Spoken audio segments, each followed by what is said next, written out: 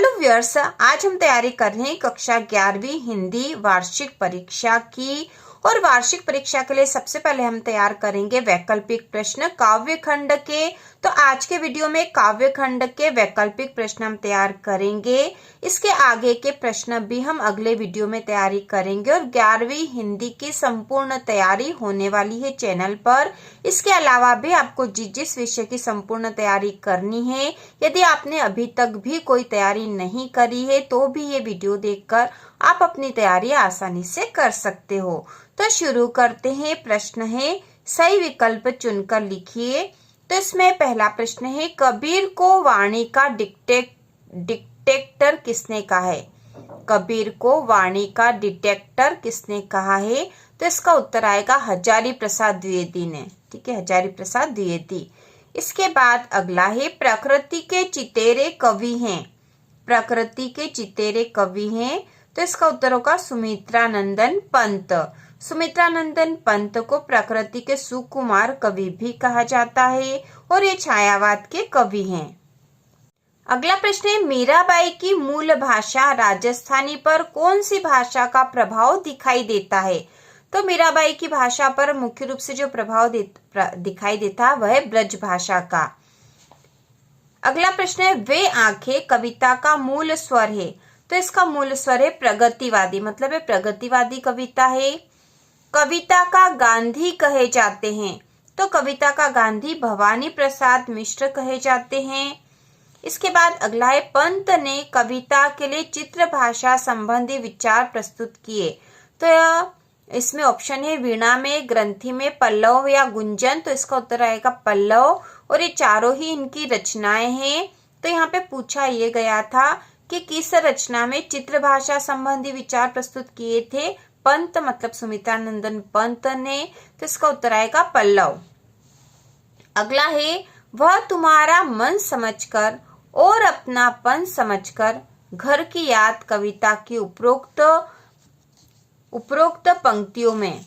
ठीक है, घर की याद कविता की उपरोक्त पंक्तियों में तुम्हारा शब्द किसके लिए आया है? ठीक है, यहाँ लिखा ना, वह तुम्हारा मन समझकर और अपनापन समझकर। तो यहाँ तुम्हारा शब्द किसके लिए आया है? तो इसका उत्तर आएगा पिता के लिए। पिता के लिए। अगला है, दुष्यंत कुमार त्यागी की रचना एक कंठ विस्फाई किस विधा की रचना है? तो यह गीति नाट्य है। एक कंठ विस्फाई जो रचना है गीति नाट्य है। इसके बाद अगला है, निर्मला पुतुल मूलतः किस भाषा की कवयित्री है?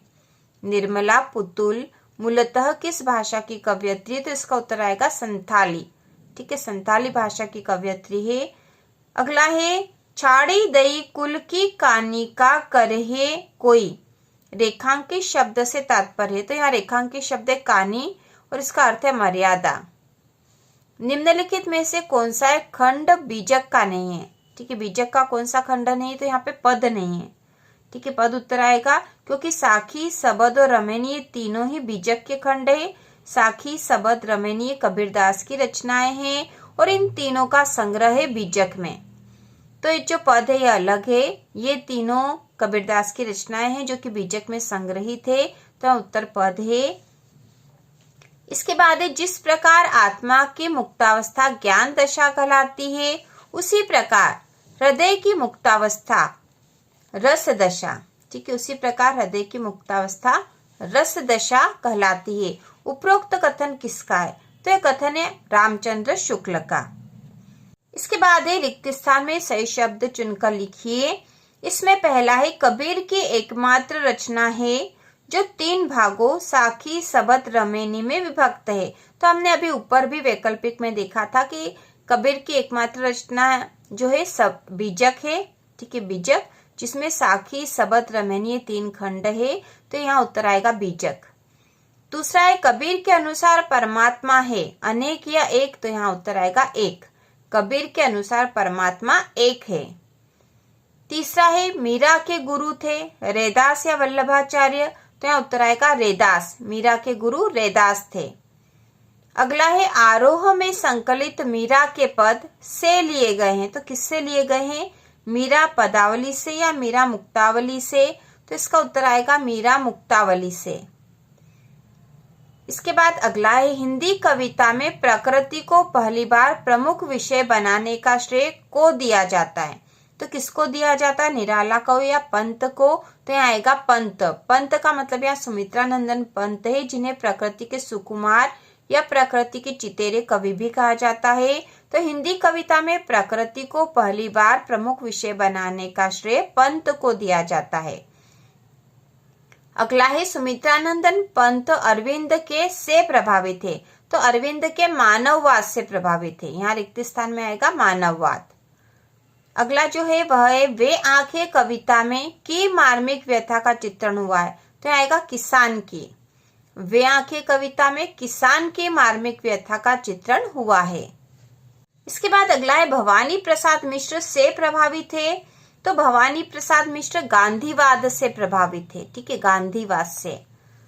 इसके बाद अगला है, सहज लय के कवि हैं। तो सहज लय के कवि है भवानी प्रसाद मिश्र। अगला है, साये में धूप दुष्यंत कुमार का संग्रह है। तो साये में धूप दुष्यंत कुमार का कैसा संग्रह, कहानी संग्रह या गजल संग्रह है? तो आएगा गजल संग्रह।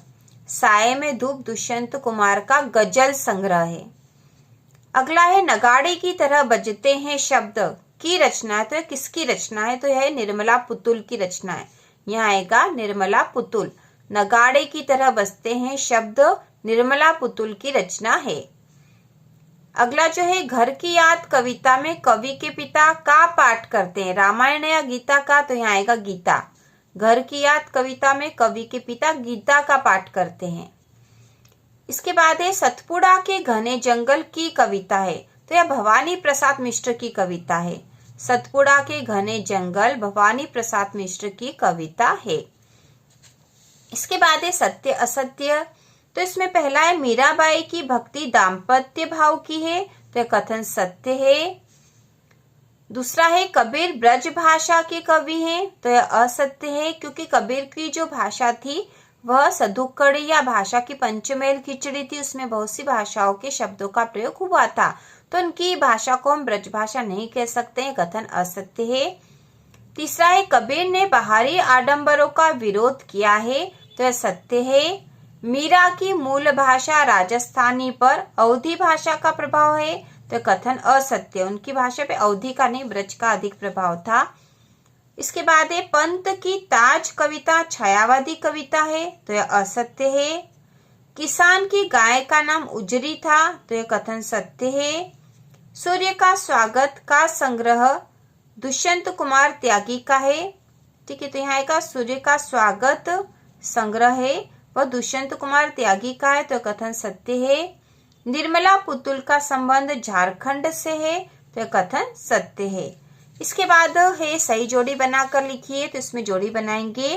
तो पहला है, गीत फरोश, यह है भवानी प्रसाद मिश्र की रचना, यहाँ जोड़ी बनेगी। दूसरा है, युगवाणी, इसकी जोड़ी बनेगी सुमित्रानंदन पंत से, क्योंकि इनकी रचना है। तीसरा है, छोटे छोटे सवाल, यह दुष्यंत कुमार त्यागी की रचना है। इसके बाद जो अगला है, अपने घर की तलाश में, तो इसकी जोड़ी बनेगी निर्मला पुतुल से। पांचवा है, राजस्थानी भाषा की जोड़ी बनेगी मीराबाई। छठा है, सधुक्कड़ी, इसकी जोड़ी बनेगी कबीर। संथाली, तो संथाली की जोड़ी बनेगी निर्मला पुतुल से। और खड़ी बोली, इसकी जोड़ी बनेगी राम नरेश त्रिपाठी से। इसके बाद जो अगला प्रश्न है वह है, एक वाक्य में उत्तर लिखिए। तो यहाँ एक वाक्य में हमें उत्तर देना है। पहला है, कबीर भक्ति काल के अंतर्गत निर्गुण भक्ति की कौन सी काव्य धारा के कवि है? तो कबीर जो है भक्ति काल की, निर्गुण भक्ति की, ज्ञान मार्गी धारा के कवि। तो यहाँ उत्तर आएगा ज्ञान मार्गी, ठीक है, यह उत्तर आएगा पहले में। दूसरा है, मीरा ने अपना आराध्य किसे माना है? तो इसका उत्तर आएगा श्री कृष्ण को। तीसरा है, मीरा के लिए विष का प्याला किसने भेजा था? तो इसका उत्तर आएगा राणा ने। मीरा के लिए विष का प्याला भेजा था राणा ने। चौथा है, राम नरेश त्रिपाठी किस युग के कवि हैं? तो राम नरेश त्रिपाठी पूर्व छायावादी युग के कवि हैं, ठीक है, पूर्व छायावादी। अगला है, हिंदी साहित्य में बाल साहित्य के जनक कौन माने जाते हैं? ठीक है, बाल साहित्य के जनक माने जाते हैं द्विवेदी, ठीक है, द्विवेदी युग में बाल साहित्य का जो प्रारंभ हुआ था, तो यहाँ पे द्विवेदी युग मतलब महावीर प्रसाद द्विवेदी आएगा यहाँ पर, महावीर प्रसाद द्विवेदी। इसके बाद है वानर नामक बाल पत्रिका का संपादन किसने किया, तो इसका उत्तर है राम नरेश त्रिपाठी ने। अगला है प्रकृति का मानवीकरण कौन से वाद की प्रमुख विशेषता है, तो इसका उत्तर है छायावाद की। छायावाद में प्रकृति का मानवीकरण किया गया है। मिलन खंड काव्य के रचयिता कौन है, तो मिलन खंड काव्य के रचयिता है राम नरेश त्रिपाठी। और इसके बाद है घर की याद कविता में कौन किसको याद कर रहा है, तो इसका उत्तर है पुत्र अपने परिवार को याद कर रहा है। ठीक है, पुत्र अपने परिवार को याद कर रहा है। तो इस प्रकार से हमने काव्य खंड के महत्वपूर्ण वैकल्पिक प्रश्न देख लिए हैं। इसके बाद गद्य खंड और व्याकरण की भी हम संपूर्ण तैयारी करने वाले हैं और अगले वीडियो में 2-2 नंबर के प्रश्न भी तैयार करेंगे। तो इसी प्रकार के और वीडियो देखने के लिए कक्षा 11वीं हिंदी की संपूर्ण तैयारी के लिए चैनल को सब्सक्राइब कीजिए।